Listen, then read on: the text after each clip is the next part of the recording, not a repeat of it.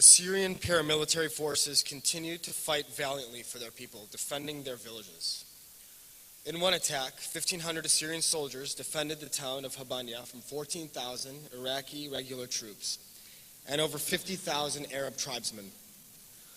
The losses were considerable, but the soldiers were never discouraged. The attacks continued.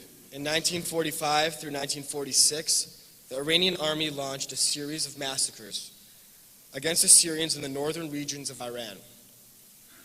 During these attacks, thousands of innocent and peaceful Assyrians were massacred in cold blood, some of them deported and imprisoned by the Iranian military.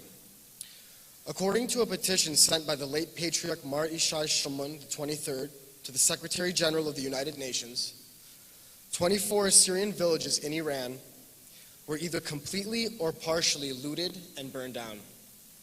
He wrote, and I quote, "In the town of Ada, both in the arms of one Assyrian named Charles were cut publicly.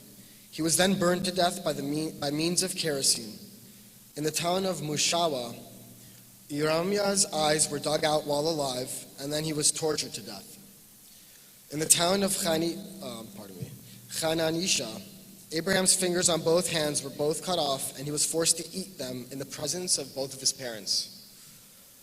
In the town of Salamas, little girls were raped and numerous men tortured to death.